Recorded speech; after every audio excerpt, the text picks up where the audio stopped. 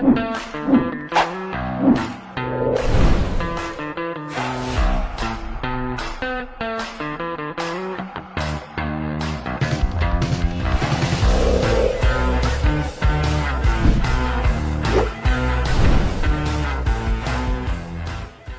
teman-teman, kalau ada yang mau tanya nih, saya silakan.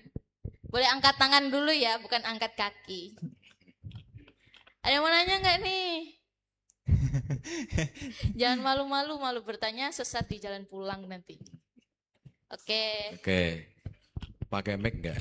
Oke, teman-teman bisa ngelihat ada di atas meja itu, jadi banyak bingkisan yang bisa dibawa pulang. Kalau nggak mau nggak apa-apa, nanti buat kita bertiga aja ya Pak ya. Jadi bisa angkat tangan dulu, tanyakan mengenai apa hal yang sudah ada pembahasannya gitu.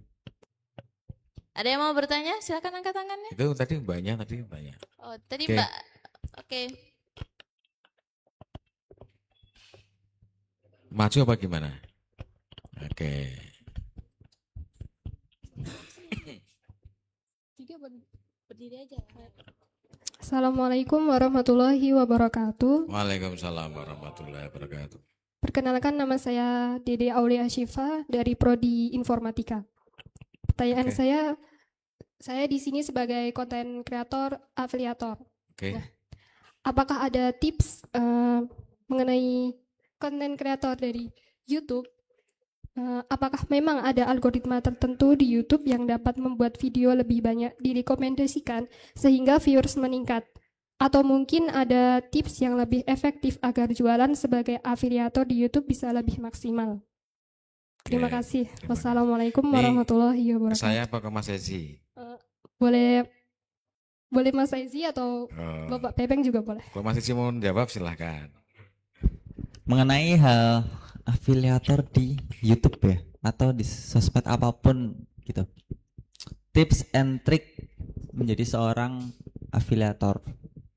Afiliator itu kan dia bisa terfokus kepada mempromosikan suatu barang, biasanya kayak gitu. Atau dia mempromosikan suatu program apa yang dimiliki sama orang lain. Kalau apa namanya, bisa dibilang bukan BA tapi apa ya teman-teman, kalau masalah tentang afiliator tuh, soalnya kan pengalaman aku mengenai afiliator kan juga jujur sebenarnya belum tahu, tapi sependapatku dan sepengetahuanku selama ini aku belajar mengenai afiliator, tips and trick itu adalah kita kenal dulu dengan brand apa yang kita pasarkan itu tadi. Kenali dulu dari bentuk ciri khasnya apa dia sampai ke dalam-dalamnya itu kita kenali dulu. Dan kita juga bisa untuk belajar ngedescribe dari brand itu tuh apa yang kita pasarkan. Jadi banyak-banyak speak up, dan walaupun misalkan gini juga, ada hal contoh orangnya itu introvert tapi punya keinginan besar buat jadi afiliator, kan susah ya. Introvert itu kan juga ciri khasnya udah jarang ngomong, kalau ngomong juga pasti nanti sepatah kata dua kata. Itu kan kalau mau jadi afiliator juga susah, apalagi afiliator zaman sekarang itu kan describe produk tuh wah banyak banget kalimatnya nggak keputus gitu loh. Itu memang sebenarnya juga kalau pendapatku kayak wih kok bisa ya orang tuh ngomong sepanjang ini tanpa putus gitu, tanpa capek gitu ya. Mungkin itu ada rasa semangatnya karena jadi afiliator kan juga feedbacknya memang tinggi ya, apalagi ngebrandingin dari suatu program atau produk itu pasti itu hasilnya tinggi gitu. Jadi tips and trick itu tadi mungkin yang bisa diambil untuk kedepannya, yaitu kita mempelajari apa yang kita brandingkan itu dulu, dan juga kita memang harus punya keinginan belajar untuk speak up atau gimana caranya public speaking kita itu di depan kamera nggak gugup. Biasanya tuh ya teman-teman kalau zaman sekarang ngelihat kamera aja kayak gini aja ya, kayak gini ya kan, itu takut hasilnya. Misalkan gini, misalkan posisi Saliha bisa pindah ke kamera tempatnya Nasi, 1, 2, 3, nah itu di sana, itu biasanya takut gitu. Makanya kenapa jadi afiliator itu kalau misalkan dia punya ide buat berani ngomong di depan kamera aja, dia nggak akan pernah gugup nanti. Baiknya mau belajar itu. Mungkin itu aja yang bisa aku jawab mengenai hal ini gitu. Oke, udah terjawab belum Mbak Dede? Sudah. Mbak Dede tadi. Panggilannya Pak Dede. Mbak Dede, Pak Dede. Aulia juga bisa sih Pak. Oh gitu. Dari informatika, Prodi. Informatika ya, oke. Siap. Ada lagi dari teman-teman yang mau bertanya? Ya silakan. Bisa tapi perlu jawab Mbak Dede enggak? Oh iya, Oh boleh gitu. dijawab dulu Pak. Oh. Dijawab dulu.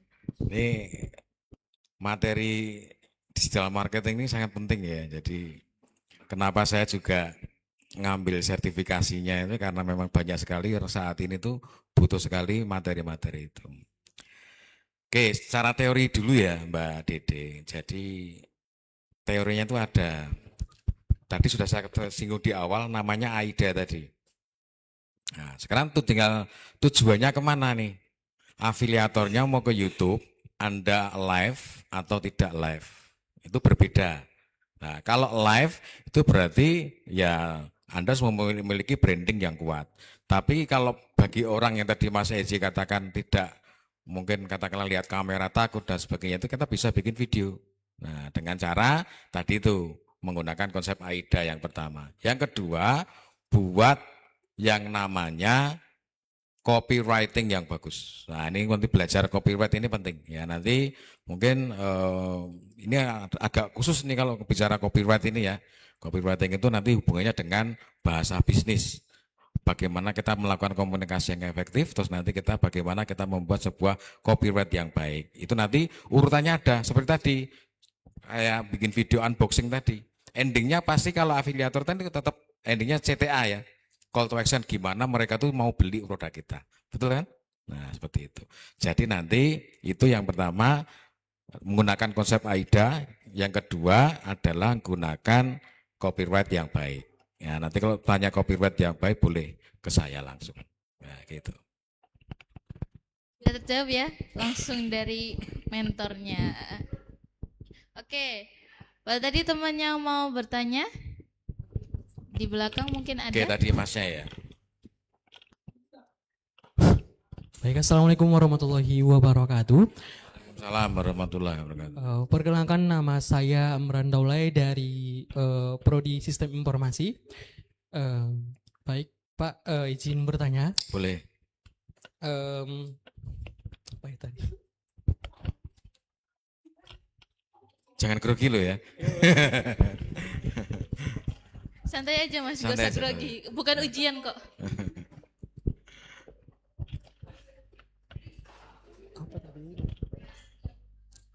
Mengenai Pak,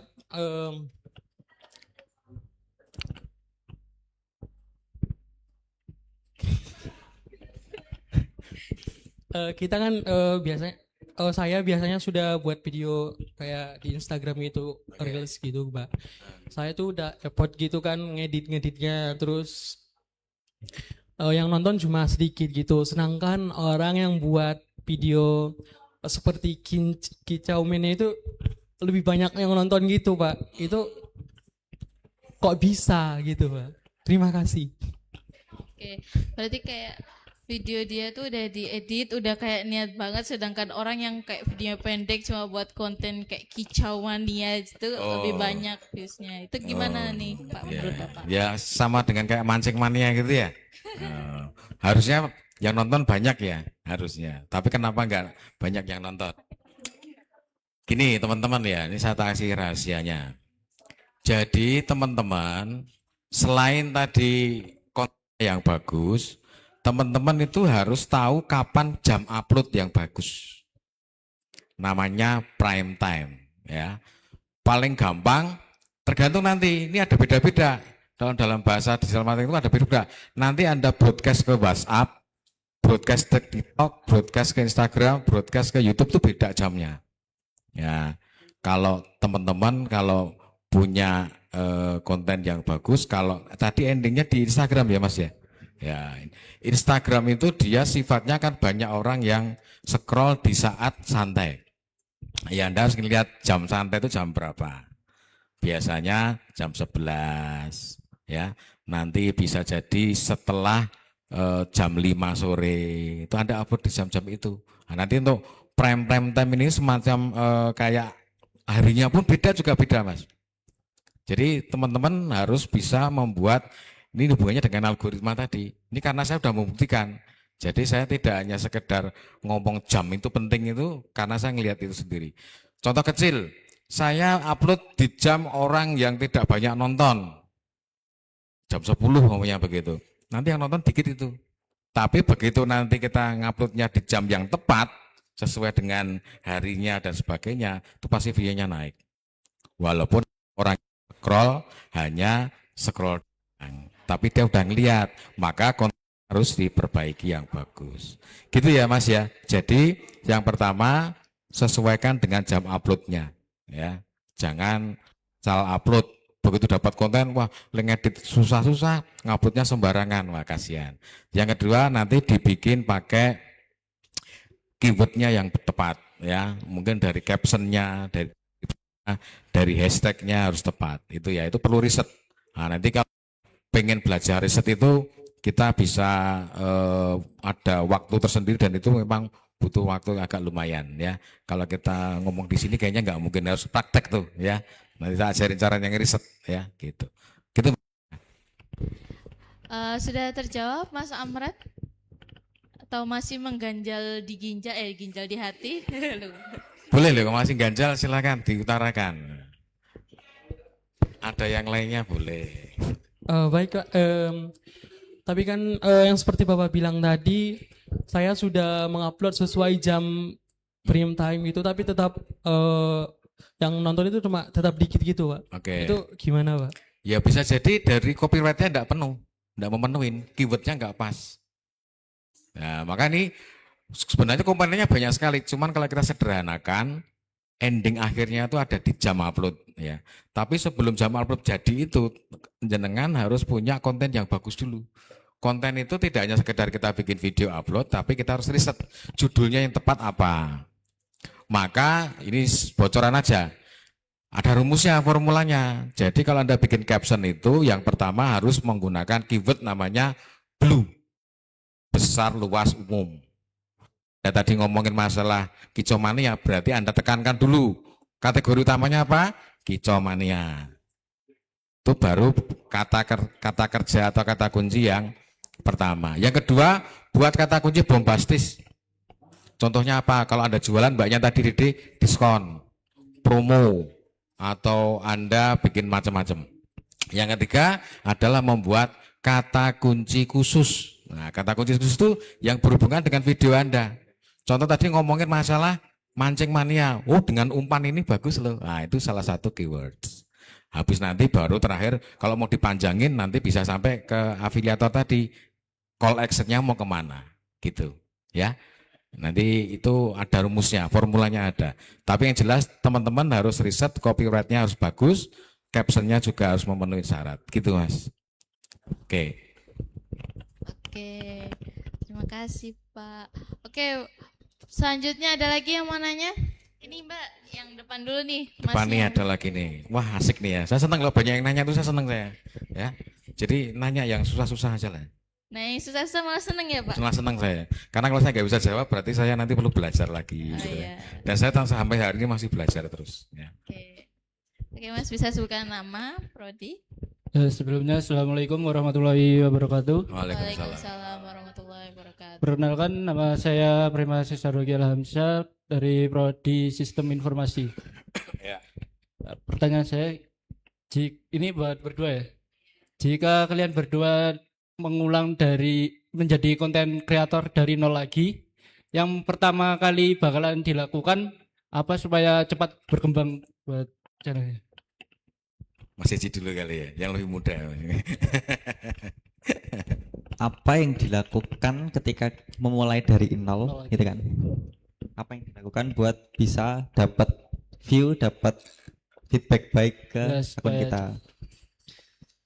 Kalau berdasarkan kita membicarakan peristiwa yang sudah terjadi, sekarang mungkin teman-teman bisa lihat yang dari tempat meja FOH itu seperti apa ruwetnya.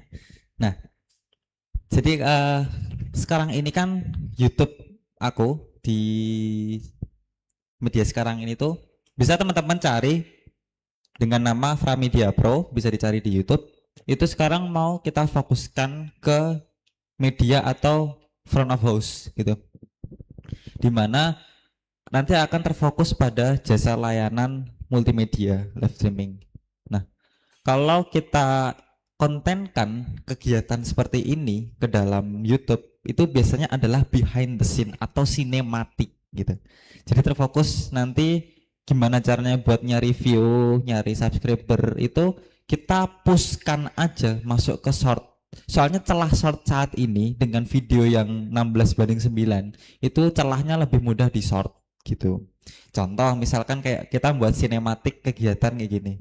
Ya itu yang akan saya lakukan ketika misalkan ditanya kalau dari nol itu berdasarkan peristiwanya itu ya tadi. Yaitu ada kita buat bentuk konten video itu modelnya sinematikan yang ada rasa, wih kok gayeng, kok keren duwe media kayak gini gitu loh. Punya media kayak gini tuh kok keren gitu loh. Jadi ya itu yang bisa tak lakukan. Terus juga split konten, split upload yang nggak cuman ke YouTube, tetap masuk ke Instagram juga ya, walaupun di Instagram itu sekarang kalau aku ngerasa sendiri itu memang susah. Karena mungkin juga feelingku yang belum tepat, ilmuku yang masih jauh, ilmuku yang masih cetek segini aja, mungkin belum bisa dapat view setinggi kayak teman-teman kita. Contoh tempatnya Amran itu tahu sendiri mungkin ya teman-teman ya, kontennya Amran itu kan udah sampai jutaan view-nya.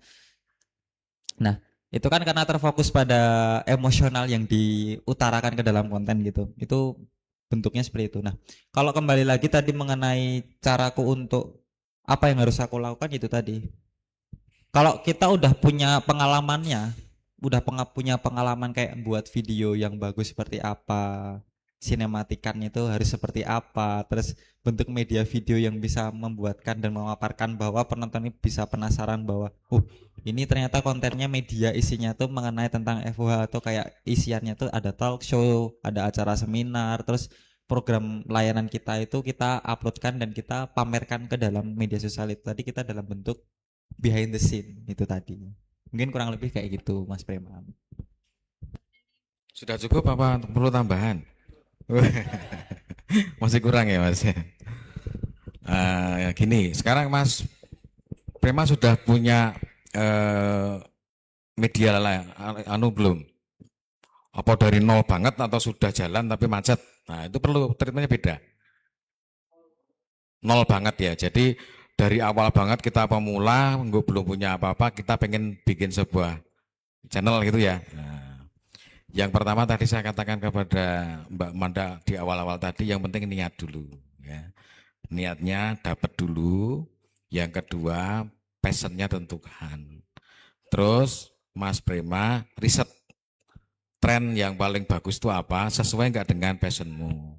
Contoh sekarang ini, mohon maaf ada video kontroversial, diupload pasti naik, tapi kan nggak bagus. Nah, berarti Mas Prema harus punya passionnya jenengan, Mas Prema apa, coba dicari di platform yang ini Anda tuju. Contoh maunya Anda platformnya di YouTube, berarti Anda riset di situ. Gimana sih ini trennya? Ya, bisa dilihat apa tidak. Oh kalau itu kan nanti kelihatan, oh yang nyari tentang konten ini ternyata cuman indeksnya kecil, ya jangan pakai itu. Nah, nanti untuk riset ini memang toolsnya banyak sekali, termasuk hampir semua orang itu kan pakainya Google ya. Nah, Google itu adalah tools yang luar biasa yang kita bisa manfaatkan, tidak hanya sekedar kita nyari searching sesuatu, tapi kita juga bisa melakukan riset dari situ. Contoh paling mudah adalah ketika teman-teman searching, nyari sesuatu di Google ya, Anda ketikkan kata-kata, Anda ada suggest betul? Suggest itu ketika muncul di situ itu pasti yang request minimal 1 juta orang. Jadi YouTube itu udah punya algoritma sendiri, kalau dia muncul di suggestnya itu berarti ini orang nyari dengan kata-kata itu pasti di atas 1 juta. Maka Mas Prem cari bidangnya apa tadi, ketikkan di situ gimana sih responnya, ada nggak di situ. Nah, nanti itu adalah trik salah satu cara bagaimana kita membuat keywordnya. Yang paling penting adalah sesuaikan dengan passionnya Mas Prema. Terus setelah itu nanti baru belajar toolsnya tadi. Pilih salah satu saja yang paling Anda suka. Kalau Anda lebih suka yang paling gampang menggunakan Filmora, ya Filmora aja, nggak usah pakai nggak usah ngelirik-lirik yang lain. Kalau Anda lebih suka CapCut, pakai CapCut, nggak usah ngelirik-lirik yang lain. Jadi jangan campur baur ya. Pilih salah satu aja. Satu lebih bagus tapi mentok daripada Anda bukan banyak, punya banyak tapi hanya kulitnya saja. Aman gitu Mas? Ya kira-kira seperti itu ya. Ya. Oke. Teman-teman ada lagi yang mau bertanya? Oke nih Mbak kerudung biru. Kerudung biru baju hitam tuh.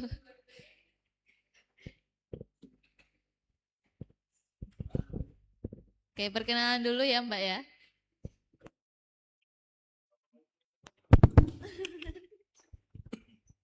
Oke, Assalamualaikum warahmatullahi wabarakatuh. Waalaikumsalam warahmatullahi wabarakatuh. Perkenalkan, nama saya Hodijah dari Prodi Sistem Informasi semester Oke. 2. Oke.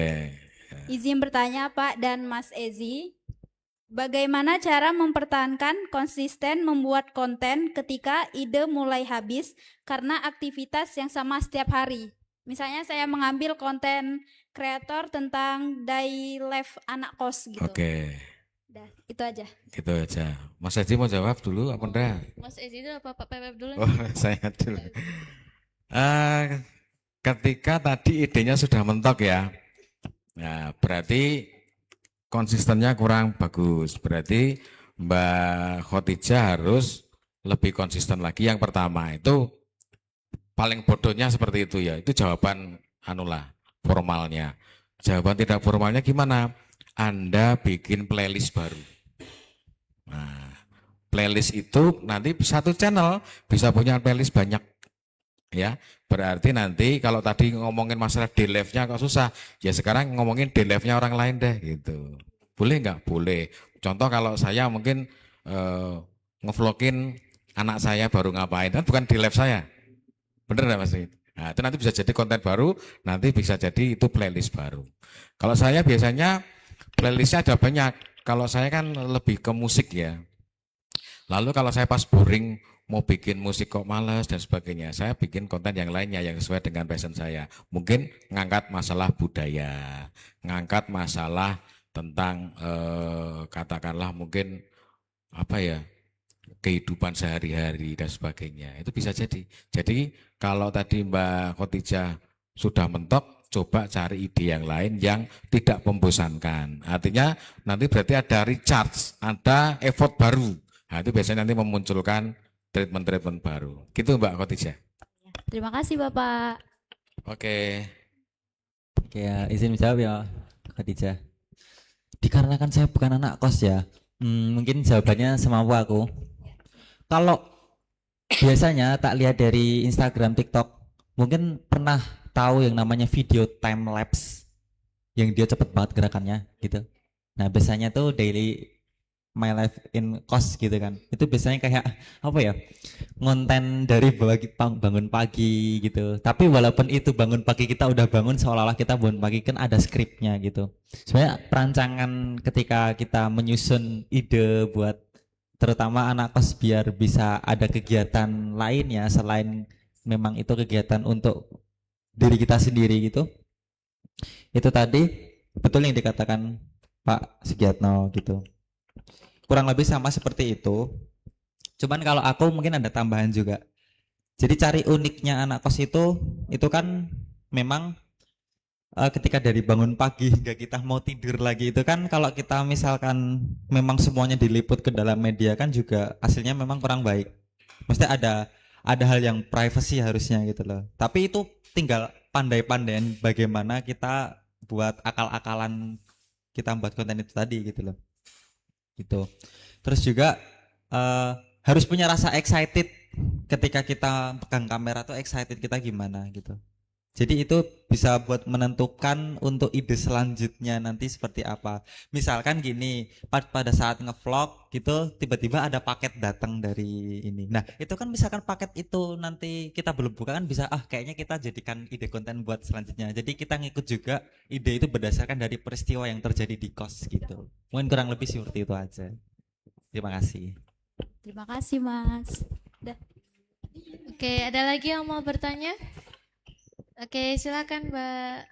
Wah ini satu semuanya tanya ini ya. Saya senang. Banyak yang bertanya ya. Baiklah, perkenalkan saya Feni Novitasari dari Prodi Sistem Informasi. Oke. Sebelumnya izin bertanya Pak Mas, gini, pertanyaan saya itu kan banyak itu konten kreator yang masa-masa misal. Nah, konten mereka itu dicuri itu sama orang lain kan. Mereka nasehatin dicurinya itu videonya itu loh langsung dicuri di post gitu kan. Nah, terus yang pemilik ini marah tuh kan. Marahnya itu dengan cara ngechat baik-baik gitu. Tapi mereka tetap ngeyel, tetap melakukan hal berulang. Gimana cara menghadapinya orang yang seperti itu? Mungkin hanya itu. Terima kasih. Oke, terima kasih, Deveni. Berarti kita kembali masalah mengenai lisensi, lisensi dan copyright. Karena ada yang nyuri, habis itu dicat baik-baik kok tambah ngeyel dan masih melakukan berulang lagi. Itu tergantung dari sosmed apa yang kita implementasikan. Misalkan kalau di YouTube itu ada aturan kayak misalkan video kita itu terdeteksi diupload berulang kali oleh orang lain, itu bisa dilihat dari YouTube dan itu bisa dilaporkan. Itu yang pertama. Kalau di Instagram sulitnya itu video kita ketika kita di repost atau dicuri dan dipost ulang dan dikasih watermarknya sana, itu memang kalau di Instagram agak sedikit susah. Mungkin aku kurang mempelajari aja tentang mengenai gimana cara ngelacak video kita itu biar tahu oh dicuri di mana nih, diupload di akun mana nih. Itu mungkin sampai sekarang aku juga belum tahu. Tapi cara pas dan kepastiannya itu ketika video kita misalkan udah viral, misalkan gini, videonya Feni itu ngevlog dari depan kos sampai kampus, itu view-nya 1 juta di dalam akun Instagramnya Feni. Kok dicuri, misalnya dicuri sama orang, itu biasanya yang nyuri itu nanti ikut FYP juga, itu pasti. Itu ada apa istilahnya kayak ada langsung connect gitu loh. Jadi Instagram itu kayak bisa ngasih tahu, ngekode kita kalau videomu tuh dicuri loh, ini loh videonya. Jadi video yang dicuri juga biasanya viral gitu. Dan memicu komentar-komentar kayak gini. Kalau misalkan kita udah notice tuh videonya kita dicuri, mungkin kita kasih baik-baik aja, Mas ini video saya kenapa nggak izin ya gitu. Atau mohon maaf untuk video ini milik saya sendiri, mungkin untuk lain kali bisa dikasih apa namanya akun kita atau dicantumkan keterkaitan akun kita. Atau kalau memang prinsipnya Feni itu melarang sama sekali ada yang repost atau nyuri video, ya laporkan aja. Atau bisa dikatakan pengusutan gitu loh. Buat kamu kalau misalkan lakuin ini lagi bakal ada ancaman selanjutnya gitu ya. Sedikit diancam berani nggak apa-apa. Memang kita menghadapi banyak orang yang seperti itu tuh juga nggak mudah. Tapi gimana caranya kita buat tetap baik-baik aja gitu loh. Kurang lebih kayak gitu. Oke, tadi kontennya dicuri gitu ya. Nek saya sendiri pakainya watermark. Jadi mbaknya bikin konten dikasih watermark. Jadi kalau itu kontennya itu dipakai orang, nama Anda masih ada di situ. Jadi nanti pasti itu repost dari orang lain, ya kan? Nah, kalau nanti itu berbahaya, itu salah satu tadi dengan Mas Eci tadi dilaporkan, itu bisa. Nanti videonya kan di take down. Kalau enggak nanti dia dapat royalti, dia akan kena teguran dari si YouTube-nya. Tapi untuk mencegah itu, kalau saya pasti di video saya itu pasti ada watermark-nya. Mesti ada tulisan @ppandromeda, itu pasti. Yang kedua, kita di atasnya itu kita kasih aja channel nama kita, channelnya apa. Supaya apa, nanti kalau orang itu nge-repost ke video kita, itu pasti watermark-nya ngikut. Karena untuk ngilangin watermark di tengah-tengah kan susah, Mas. Nah, itu salah satunya. Kalau saya ya, seperti itu, Mbak. Jadi supaya mencegah orang tidak repost. Ya, gitu aja. Itu, Mbak. Maaf sebelumnya Pak, kan kalau kita kasih watermark itu mengganggu untuk dipandang kan. Nah terus cara menghadapi selain watermark. Watermarknya dikasih di atas pojok-pojok, jangan di tengah-tengah kalau memang itu mengganggu. Iya tapi bisa dipotong Pak. Ya tapi kan paling tidak potongannya tidak seutuh kalau Anda menggunakan itu kan. Oh ya baik. Ya, ya memang gini ya, karena bahasa digital itu semua orang kan bisa download. Bahkan YouTube kita mau di-download kan juga bisa diproduksi. Bahkan sekarang kebijakan YouTube itu ada namanya Clipper. Nah, Clipper itu juga potong sana, potong sini, diupload lagi. Dan itu sama YouTube diperbolehkan sekarang. Nah, maka Untuk menghindari itu ya tadi solusi paling ekstrim ya dilaporkan itu. Tapi kalau kita nggak tahu siapa yang ngupload kan juga susah juga kan. Nah, maka salah satu mencegahnya dengan watermark itu. Kalau saya seperti itu sih Mbak. Gitu. Ya baik Pak, terima kasih. Siap. Oke, ada lagi teman yang mau bertanya? Habis. Oh masih. Assalamualaikum warahmatullahi wabarakatuh. Waalaikumsalam. Perkenalkan, nama saya Melisa Mardotika dari Prodi Sistem Informasi. Saya akan menanyakan, menurut Mas Ezi, bagaimana cara seorang konten kreator menemukan ciri khas agar kontennya berbeda dari yang lain? Seperti yang disampaikan tadi, bahwa Mas Ezi tadi terinspirasi dengan konten kreator dari Brazil. Apakah inspirasi dari konten itu bisa membantu menemukan identitas konten tanpa harus mengcopy? Oke, bisa tak jawab ya. Kita kembali ke masa lalu di mana di waktu itu aku masih konten di game Free Fire. Ciri khas yang paling bisa kita ambil itu adalah kita bisa upgrade skill ke gamenya itu. Ciri khas di game itu nanti bisa berubah-ubah, bisa bervariasi. Kalau misalkan kita membicarakan yang lain mengenai hal ciri khas selain di game, itu mungkin kalau berdasarkan kasusku ya, berdasarkan kasus kontenku itu adalah tutorial. Ciri khasku misalkan kayak gini, ada kayak intonasi suara, terus gerakan tanganku, gerakan mimik mukaku itu bisa menjadi ciri khas. Itu yang kedua. Kalau yang ketiga itu bisa juga gini. Ciri khas itu kan nggak selalu dalam bentuk apa yang kita ucapkan, apa yang kita lihat, apa yang kita lakukan. Bisa juga kan yang tadi kembali ke masalah ciri khas editing, terus ciri khas thumbnail itu kan bisa juga jadi ciri khas. Kalau kita dari awal ciri khasnya itu misalkan di dalam video ada logo kita di kiri, ya kita buat kiri terus sampai kapanpun kita mau berhenti konten gitu misalkan. Itu jadi ciri khas juga. Atau bisa jadi menciptakan suatu ciri khas itu di bagian opening atau closing, itu bisa juga. Misalkan hai gitu kan, dari intonasi suara, dari gerakan tangan, dari mimik muka kita itu udah bisa menjadikan ciri khas untuk di konten kita gitu. Dari gerakan tangan kita kan udah bisa dinilai, oh ini ciri khasnya mesti tangan kiri yang digerakin, atau bibir kita yang gimana, atau arah mata kita yang gimana, atau suara intonasi kita yang seperti apa. Itu bisa jadi ciri khas. Kalau misalkan tadi juga pun waktu itu kan aku bisa terinspirasi sama YouTuber orang Brasil. YouTuber orang Brasil itu terkenal mainnya jago-jago kalau di game Free Fire ya waktu itu. Jadi bukan berarti aku mencari ciri khas itu bener-bener ngambil ciri khasnya dari orang Brasil, itu enggak.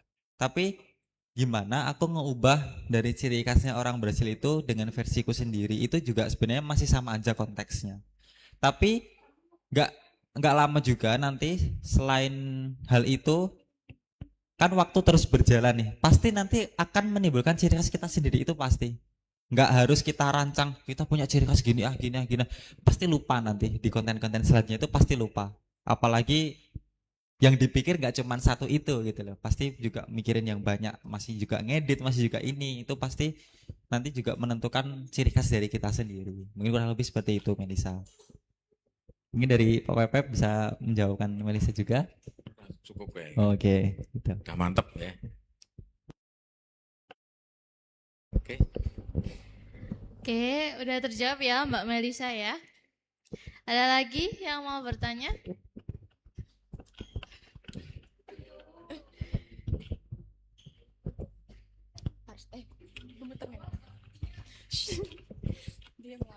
Assalamualaikum warahmatullahi wabarakatuh. Waalaikumsalam warahmatullahi wabarakatuh. Izin bertanya Mas dan Pak, gimana sih ini untuk pemula ya Mas dan Pak, gimana cara bedain kritik yang membangun sama hate yang nggak perlu didengerin? Kayak semisalnya kita buat konten terus komen dari apa sih namanya, Ya itu Netizen. kita Netizen. kita tuh yang nggak perlu didengerin yang gimana gitu. Kayak buruknya gitu. Misalnya kayak kita buat konten, kamu kayak gini ya, gitu itu Menjudge. perlu didengerin atau enggak gitu. Biar kita mau lanjutin lagi atau berhenti aja kontennya gitu. Monggo Mas Edi. Efek komentar netizen ke Ya kita benar gitu. gitu ya. Kalau dulu if apa yang YouTuber bilang zaman waktu aku mulai YouTube ya, kan semangatnya gini, komentar negatif orang lain itu jadi semangat kita. Belum pasti sih aslinya itu nggak, tetap itu nggak sesuai fakta, aslinya nggak sesuai fakta. Faktanya juga zaman sekarang kalau kena judge, apalagi Gen Z umur kita ini kan, kalau kena judge ibaratnya nanti kalau nggak ada apa defendernya gitu kan tetap ngedown gitu loh rasanya. Triknya itu tuh kalau kita malas baca chat atau malas respon dari konten yang udah kita upload, misalkan ada negatif gitu, itu banyak alat yang bisa ngebantu buat respon ke komentar yang negatif gitu. Itu bisa kalau sekarang. Tapi kalau misalkan punya mental untuk membaca, lebih baik dibaca dan direspon langsung dengan iktikat niat baik kita. Jadi dikembalikan dengan feedback kalimat yang lebih baik. Misalkan dijudge gitu ya semoga kedepannya aku bisa berubah lagi. Itu walaupun respon buat ke si ngejudge yang tadi itu loh, netizen yang ngejudge gitu. Dikembalikan lagi dengan hal yang baik aja, dikasih niat baik. Kalau misalkan judge ya udah diamin aja nggak apa-apa.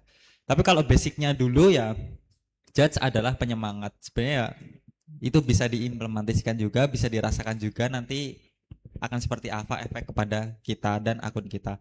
Justru gini teman-teman, semakin kita banyak komentar yang respon ke akun kita, kan nggak secara sadar nanti di analitik engagement buat komentar atau penilaian yang dari YouTube mengenai komentar itu walaupun negatif, tapi responden atau jumlah respon yang berkomentar dalam video kita itu akan naik. Itu bisa memicu konten kita dicari banyak orang. Tapi jangan sampai, triknya itu jangan sampai konten kita itu menjelekan orang lain gitu. Jangan sampai. Atau ngejatuhin sisi orang lain. Kalau memang misalkan kita posisi konten kayak kita ambil kasusnya Daily in My Life in Kos. Di Kos itu kan banyak kegiatan yang biasanya setiap orang-orang yang ngekos itu beda-beda. Siklusnya pasti ada yang beda-beda. Kalau ada salah satu sisi yang dia mengomentari teman kita atau mengomentari dari konten kreator itu tadi mengenai apa day in kos gitu, kehidupan yang ada di kos, ya itu memang udah menjadi ciri khas kita. Kalau bentuk apa yang kita lakukan selama di kos itu ya seperti ini ya, kalau misal kamu komentar ya berarti kan itu caramu gitu loh. Jadi kita menanggapinya dengan rasa positif aja, itu caranya. Tapi kalau memang ciri khas teman-teman lainnya, misalkan kita membaca komentar kita ikut emosi, ya sebenarnya itu juga kewajar dan mungkin masuk ke psikolog, respon ke dari penonton sama netizen sama netizen juga, yaitu biasanya memang sudah sering terjadi. Tapi siklus seperti itu nggak akan berpengaruh lama kepada diri kita sendiri gitu. Orang kita sekedar baca, dia orangnya nggak tahu hidup atau enggak, ya udah gitu, nggak apa-apa. Nggak perlu dibawa ke hati kuncinya kalau menjadi konten kreator. Karena kita kalau mau menjadi konten kreator itu kan resiko yang dihadapi itu adalah komentar. Karena kita udah tahu kalau memang kita menjadi konten kreator itu bahwa kita bisa dilihat banyak orang, ya kita juga harus menerima respon banyak orang. Nah, kurang lebih seperti itu. Oke, kalau saya sih I don't care aja sih. Jadi kalau saya konten itu kalau makin banyak komentar tuh makin bagus sebenarnya. Kadang-kadang orang itu pengen eksistensi lewat komentar. Ya, kadang-kadang kalau videonya tuh bagus, begitu dia komen dia ikut naik. Ya, itu bisa jadi dia pengen bereksistensi di situ. Tapi kalau menurut saya dari Mbak tadi ya, jadi yang baik dilakukan, yang jelek dibiarkan saja. Gitu aja Mbak. Oke, mungkin cukup. Oke, sip. Mungkin kita bisa buka satu lagi buat penanya ya. ulang. Cepet-cepetan aja. Dua lagi. Oke, dari dua lagi deh dari panitianya. Oke, boleh Masnya dulu. Assalamualaikum warahmatullahi wabarakatuh. Waalaikumsalam warahmatullahi wabarakatuh. Perkenalkan, nama saya Raditya Diaksa dari Prodi Sistem Informasi. Sebelumnya saya mau tanya Pak sama Mas. Bisa langsung dijawab. Kalau posting video mau itu YouTube, TikTok dan lain-lain, itu postingnya itu langsung dari aplikasi apa gimana? Oke. Mas Aziz? Ngupload paling aman jangan pakai pihak ketiga. Kuncinya itu udah. Ikuti apa persyaratan kebijakan yang kalian lakukan. Misalkan ya kalau ngupload di Instagram, baca kebijakannya dulu aja. Itu nanti bakal jadi jawabannya Mas Radit buat, oh kenapa harus aku upload di aplikasi officialnya, kenapa aku harus upload di aplikasi pihak ketiganya gitu. Itu nanti bakal jadi jawabannya. Tapi secara garis bawah, ikuti sesuai aturannya aja. Ngupload itu ya lewat sosial medianya itu tadi, jangan lewat yang lain-lain. Soalnya kan zaman sekarang belum tentu apa yang kita upload di media lain, misalkan nggak dari officialnya, kan belum tentu aman juga. Apalagi dunia digital kayak gini kan banyak yang nakal gitu loh. Ya kalau saya, ya benar dari aplikasi langsung aja. Walaupun contoh nih ya, TikTok, Anda kan bisa bikin pakai CapCut. CapCut itu bisa langsung share ke TikTok kan? Ya. Nah, itu berarti pihak ketiga. Anda kalau paling bagus ya videonya di-download dulu, baru nanti masuk TikTok di-up. YouTube juga sama. Anda bikin YouTube, nanti Anda uploadnya langsung lewat YouTube Studionya aja. Jadi dari aplikasi langsung. Itu lebih aman karena sumbernya jelas dan nanti di situ ada proses yang namanya checking. Ya, checking itu nanti biasanya ngomongin masalah ke apakah ini ada duplikasi, apakah royalti dan sebagainya, itu ada di situ semua. Kalau itu aman baru Anda lanjutkan. Dan kalau tidak aman kan pasti ada notifnya ya, itu jangan dilanjutkan. Nah, fungsinya di situ salah satunya kalau saya. Jadi kalau saya konten sudah ada warningnya, mending saya take down. Saya nggak jadi upload, saya ganti dengan yang lainnya. Jadi lebih aman pakai aplikasi langsungnya saja. Gitu Mas. Ya, baik Pak. Ya, siap. Terima kasih. Oke, kita buat satu buat penanya lagi ya. Enggak, udah tadi.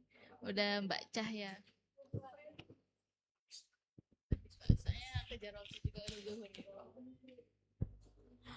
Perkenalkan, nama saya Cahya Anggraini dari Prodi Informatika.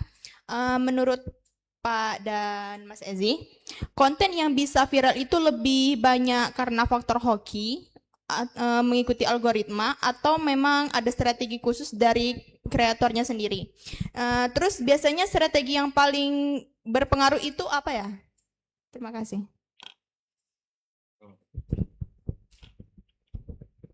Yang bisa biar itu viral, bisa apa tadi?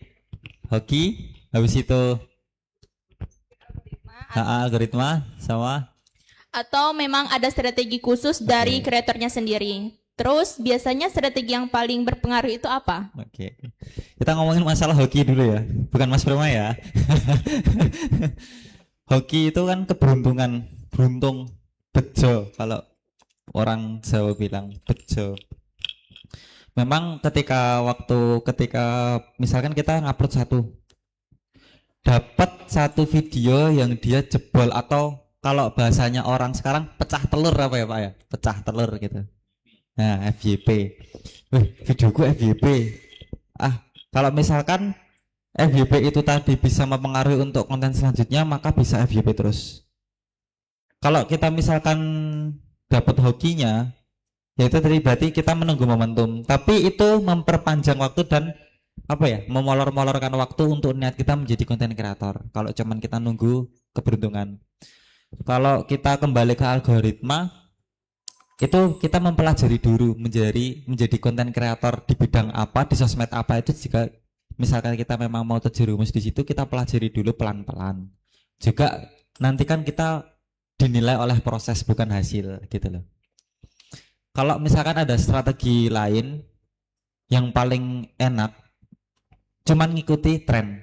Kalau trennya sekarang kicau mania ya ikut kicau mania. Tapi kan itu juga sama halnya menunggu momentum hasilnya kan, kayak menunggu hoki-hokiannya itu tadi. Cuman kalau yang di tren ini itu sebenarnya perpindahan antara tren 1 ke tren 2 ini juga lama aslinya. Yaitu tadi kurang lebih nanti dia akan sama kalau gampangnya kalau nanti pakai strategi yaitu ngikut tren. Tapi kalau kita mau nge-build up atau ngebangun sendiri dengan bentuk konten kita sendiri mungkin akan ditemani oleh proses terlebih dahulu. Tapi saya yakin dari teman-teman ketika ada niatan konten di awal pasti nanti ada salah satu video yang pecah telur. Itu nanti akan mempengaruhi video-video yang lainnya. Misalkan kayak yang video tadi itu udah pecah telur tembus sampai 10 juta view. Ternyata di deskripsinya video yang 10 juta view itu terdapat link video-video lainnya. Nanti kemungkinan besar akan ada interaksi penonton untuk klik link itu mengarah ke video lainnya. Itu nanti bakal ada efek pengaruh terhadap akun kita. Mungkin itu kalau dijawab secara garis besar dan basicnya aja. Gitu. Ya, saya nambahkan aja, yang penting ketika kita sudah posting, walaupun kita sudah punya strategi banyak, doa sajalah. Bismillah gitu ya. Itu aja. Sudah terjawab ya Mbak Cahya? Sudah, oke. Udah ya. Nanti mungkin kalau ada yang mau tanya bisa nanya-nanya mungkin di bawah atau di luar jam ini ya. Pak Pepep ada di kampus kan ya Pak? Oke. Buat Mas Ezi juga, Mas Ezi itu sering banget ke kampus, apalagi kalau tidur di kampus sering juga. Oke, sebelum saya tutup nih, kayaknya kita ada kenang-kenangan buat Pak Pepep. Luar biasa. Mungkin Pak Mas Ezi boleh minta tolong diambil.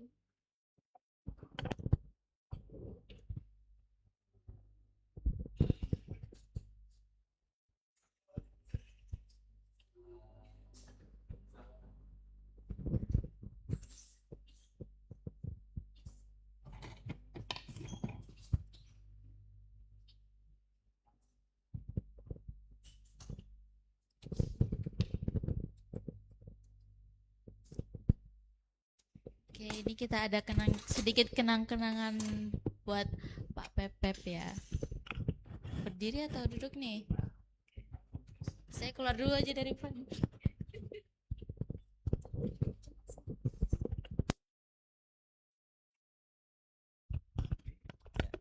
Jadi ini sebuah kenang-kenangan buat Pak Sugiatno yang telah menyempatkan hadir untuk hari ini menjadi sebagai pemateri mengenai dengan tema The Secret of Viral Content, dikarenakan juga semua yang dibicarakan sama Pak Pepep di hari ini itu sudah berdasarkan data juga dan valid. Tentunya bisa menjadi inspirasi teman-teman semua yang ada keinginan untuk menjadi konten kreator, dan teman-teman juga bisa belajar lebih dalam lagi sama Pak Pepep mengenai hal konten kreator, terus riset data seperti apa biar konten kita bisa FYP, bisa naik, bisa viral gitu. Nah, ini bentuk kenang-kenangan dari saya dan seluruh anggota KBM, terutama kelompok bisnis mahasiswa, sangat banyak-banyak berterima kasih atas partisipasinya. Mungkin dari fotografer bisa ambil foto.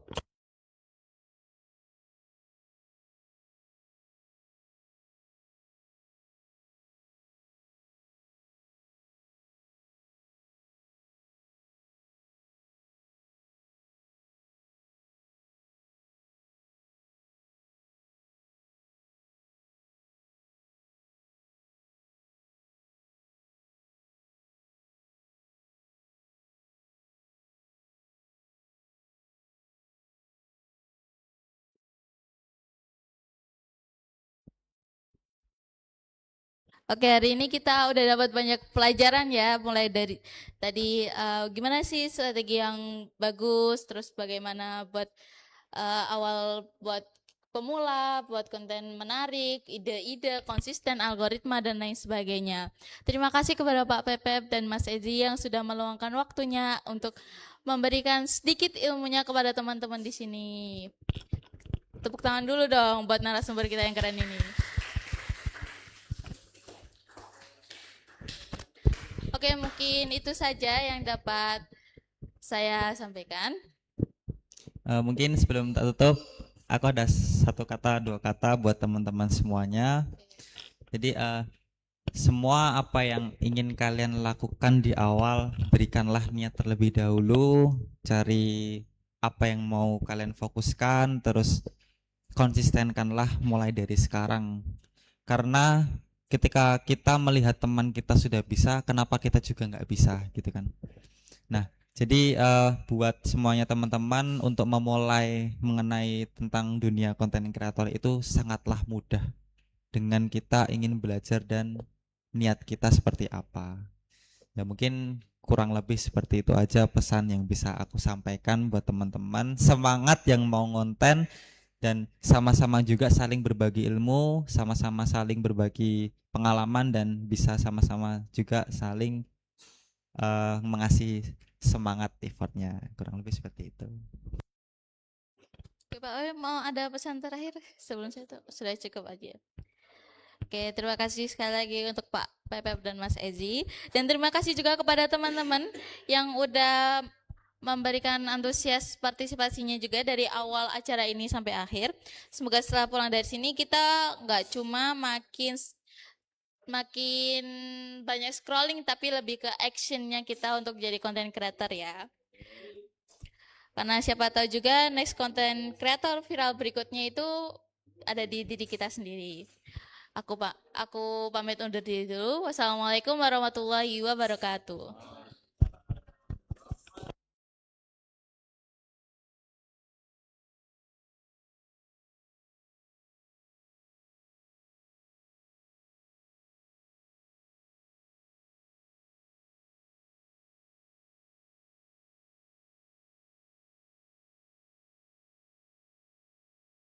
Terima kasih untuk moderator kita Kak Puspa Amanda dan para narasumber yang luar biasa untuk hari ini.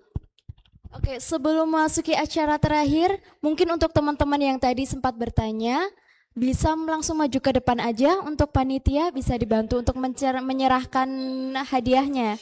Silahkan.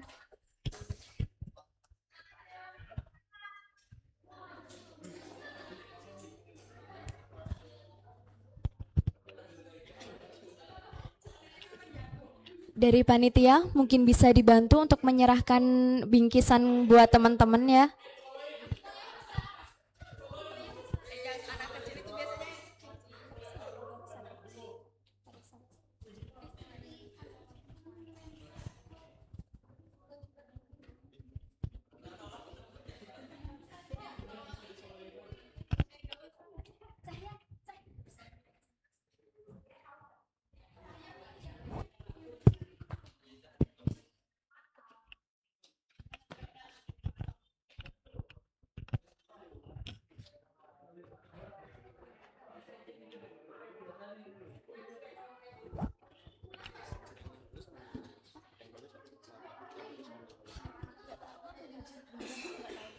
Apa sih isinya?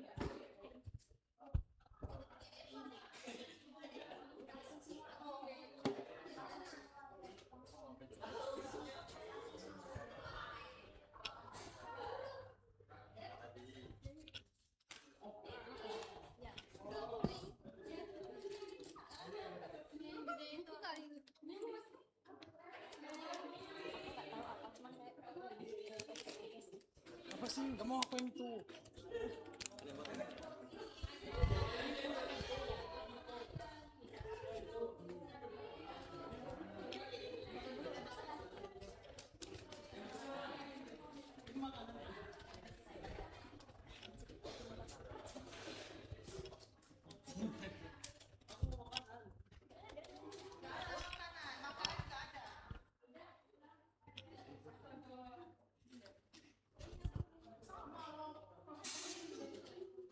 Mas Trema gimana? Cukup nanti di depan. Enggak, tinggal cuma satu cukup. Buruan Mas, itu selesai. Bisa tidak.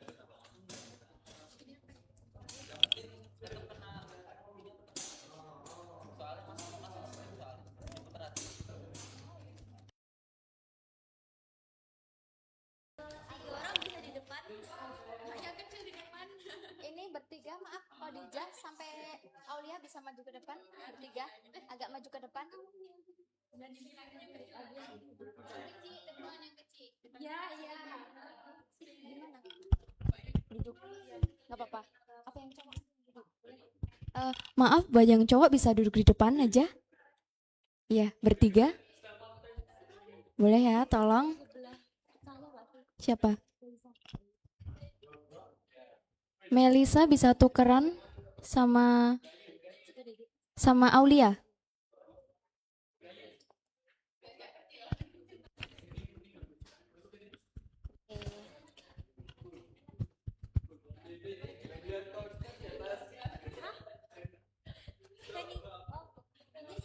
Feni sama Linda bisa tukeran.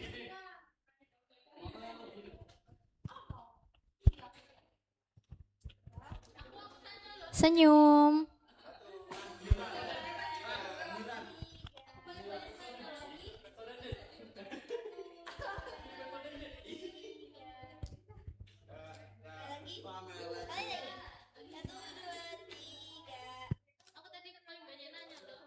Aku juga mau nanya.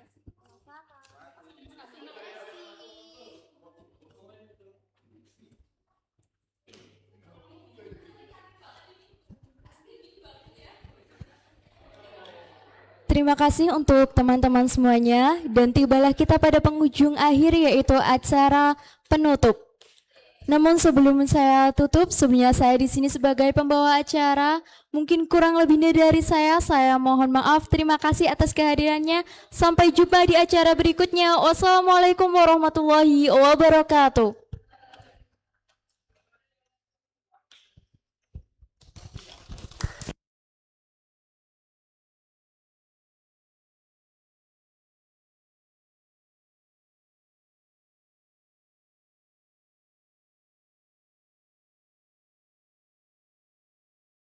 Buat teman-teman nanti kalau pulang di bawah bisa ngambil makan sekalian ya. Di mana ya Mas ya? Nggak tahu di mana, pokoknya di bawah nanti pasti ada yang ini. Hah? Oh yang KBM jangan pulang dulu. Aku aja yang turun.